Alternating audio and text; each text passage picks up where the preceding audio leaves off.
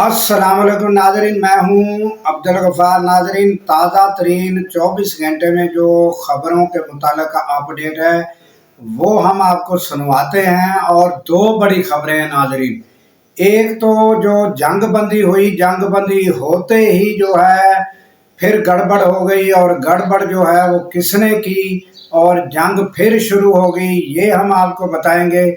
और आपने हुरमस भी खुल गई, ये सारी सूरत हाल हम आपके सामने रखते हैं। और उसके अलावा नाजरीन, बड़े अरसे के बाद पीटीआई की मुलाकात हुई है, ये हम आपको बताएंगे। और उनकी एहतजाज जो है मुअत्तल हुआ है, वो कैसे हुआ, ये भी सूरत हाल हम आपके सामने रखते हैं नाजरीन।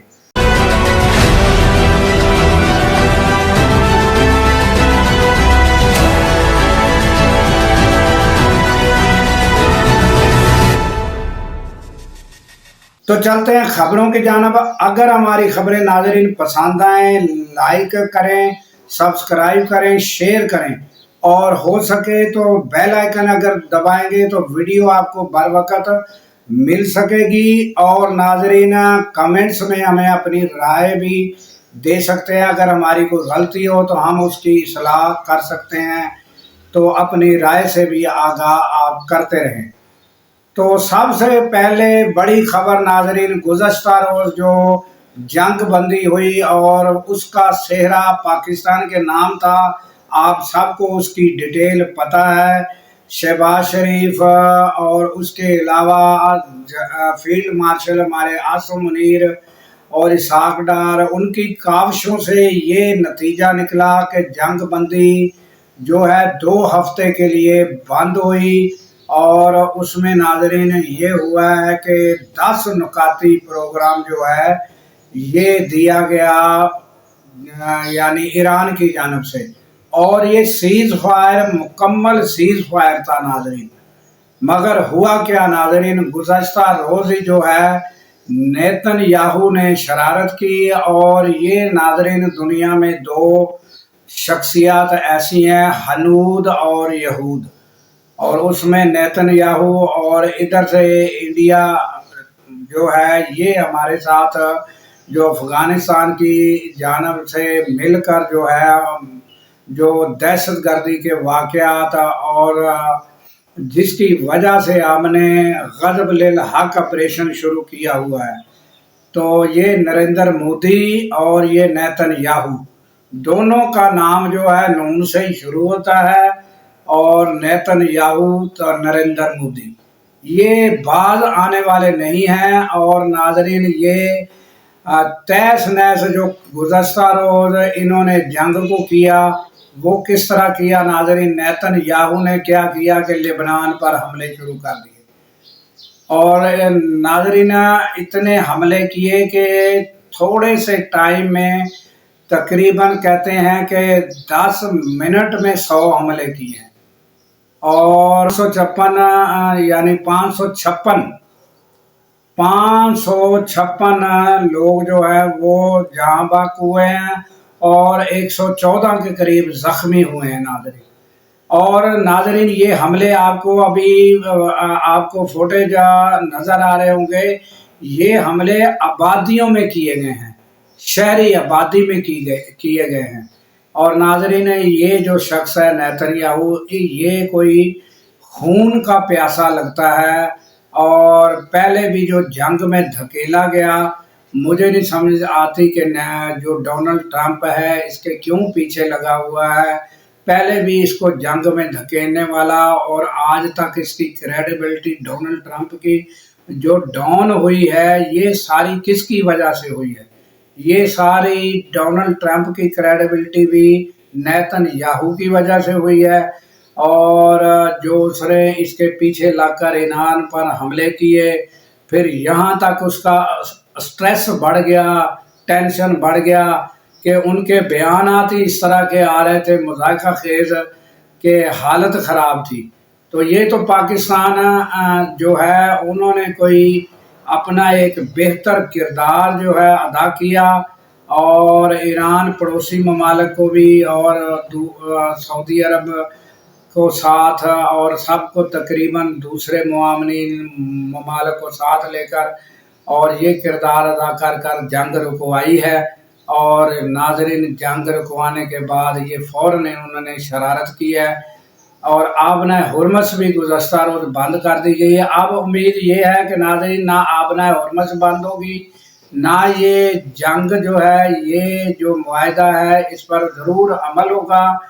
یہ 2 ہفتے کے لیے بند ہے، پورا سیز فائر ہے، اور امید یہ کرتے ہیں کہ ڈونلڈ ٹرمپ یہ جو اپنا پالتو بچہ ہے نیتن یاہو، اس کو یہ کنٹرول کرے گا اور کرنا بھی چاہیے، تاکہ یہ جو معاہدہ ہوا ہے ساری دنیا کے سامنے۔ اور ناظرین، جو معاہدے میں جو ٹویٹ کیا گیا تھا شہباز شریف کی جانب سے، اس میں بھی یہ لکھا ہوا ہے کہ لبنان پر بھی حملے نہیں ہوں گے، تو مگر یہ نیتن یاہو جو ہے وہ باز نہیں آیا اپنی شرارت سے۔ تو اس طرح ہی نریندر مودی ہے، وہ افغانستان کے ذریعے اپنی پراکسی کے ذریعے پاکستان میں حملے کرا رہا ہے۔ تو گزشتہ روز جو کور کمانڈر کانفرنس ہوئی تھی، اس میں یہ تہیہ کیا گیا ہے کہ ہماری طرف سے بھی غضب للحق جو ہے وہ جاری رہے گا۔ تو ناظرین، یہ تازہ ترین صورتحال ہے۔ امید ہے کہ یہ جو جنگ بندی ہے یہ قائم رہے گی اور مزید اس میں جو شرائط طے پا کر مکمل بند ہو جائے گی، یہی امید رکھنی چاہیے۔ اور اب آ جاتے ہیں ناظرین تازہ ترین جو پی ٹی آئی کی خبریں ہیں ان کی جانب۔ پاکستان کے اندر جو کی خبریں ہیں وہ ہم آپ کو بتا دیتے ہیں کہ گزشتہ روز سلیمان صفدر کی ملاقات ہوئی۔ اس سے پہلے جو ملاقات ہوئی تھی وہ بالکل مختصر دورانیے کی ہوئی تھی، یہ لمبے دورانیے کی ملاقات تھی اور عدالت کی اجازت سے ملاقات ہوئی، اور کیس لگے ہوئے ہیں عمران خان کے، اسی وجہ سے یہ ملاقات طے پائی۔ اور ملاقات کے بعد جب وہ باہر آئے تو انہوں نے کوئی سیاسی گفتگو اس طرح کی نہیں کی، نہ ہی یہ بتایا کہ عمران خان کی کیا حالت ہے یا عمران خان نے کیا کہا ہے۔ جس طرح سیاسی بیان دیے جاتے ہیں، یہ جو سلیمان صفدر ایڈوکیٹ ہیں، یہ مختصر بات کرنے والے سیریس انسان ہیں اور اپنے جو پیشے سے منسلک ہے وہی وہ بات کرتے ہیں، اور پیشہ ور بہترین وکیل ہیں۔ اور انہوں نے آ کر بار بات کی، مگر انہوں نے یہ ضرور ناظرین خدشات کا اظہار کیا ہے کہ ہم نے جو کیس معطلی ضمانت کے لیے جو درخواستیں دی ہیں، اس کی بجائے عدالت یہ چاہ رہی ہے کہ فیصلہ جو ہے وہ کیا جائے کہ جو مین کیس ہے اس کو ہی، اس کی ہی سماعت کی جائے، اس پر ہی فیصلہ سنایا جائے، یہ عدالت نے کہا ہے۔ اور اس پر جو ہے انہوں نے اپنی تشویش کا اظہار کیا۔ اور ناظرین، گزشتہ روز تجزیہ کار، دوسرے اینکر، یوٹیوبر، ان کا بھی یہی خیال ہے کہ یہ کیس جو ہے یہ عدالت لمبا کرنا چاہتی ہے، کیونکہ جب مین کیس سنا جائے گا تو اس میں لازماً ہے 6-7 ماہ بھی لگ سکتے ہیں، سال بھی لگ سکتا ہے، 8 ماہ 9 ماہ یہ لگ سکتے ہیں، اور پھر اس کے بعد فیصلہ بھی ناظرین امید نہیں ہے کہ عمران خان کے حق میں آئے، اور جب ان کے خلاف فیصلہ آئے گا پھر اپیل میں جایا جائے گا۔ تو اپیل میں ناظرین آپ کو پتہ ہے کہ اوپر جو آئینی عدالت ہے اس میں کیا فیصلہ ہوگا، وہ عدالتیں کس طرح مارج وجود میں آئی ہیں وہ آپ کو پتہ ہی ہے کہ کس طرح قائم ہوئی ہیں۔ تو یہ اس طرح جو ہے عمران خان کے لیے کوئی ریلیف نظر نہیں آتا۔ میں یہ مایوسی کی بات نہیں کر رہا ہوں، یہ ایک حقائق ہیں جو موجودہ صورتحال ہے اس کے مطابق میں بات کر رہا ہوں۔ اور ناظرین، آپ کو پتہ ہے، تاریخ گواہ ہے کہ جب بھی سیاست دانوں پر جو بھی کیس داخل ہوئے ہیں، وہ باہر سیاسی طور پر جب معاملہ طے پائے ہیں تو عدالتوں نے ضمانتیں بھی لی ہیں، عدالتوں نے کیس بھی ختم کیے ہیں۔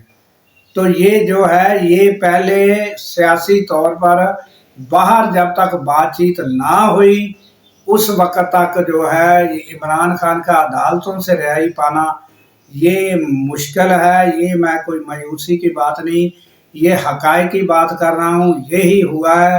اور ادھر عمران خان ہے جو وہ ڈٹے ہوئے ہیں، اور جب تک کوئی معاملات طے نہیں پاتے تو کس طرح عدالتوں سے رہائی ہو سکتی ہے۔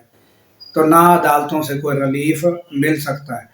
تو ناظرین اسی کے ساتھ اور اس کے بعد ناظرین آ جاتے ہیں کہ جو پی ٹی آئی کا احتجاج ہے اس پر بات کر لیتے ہیں۔ تو جو احتجاج ہے، پہلے آپ کو پتہ ہے سہیل افریدی نے جو اعلان کیا تھا لیاقت باغ راولپنڈی میں، اس کی پرمیشن وہ لینا چاہ رہے تھے۔ وہ پرمیشن ناظرین آپ کو پتہ ہی ہے وہ پرمیشن کیسے ملنی تھی۔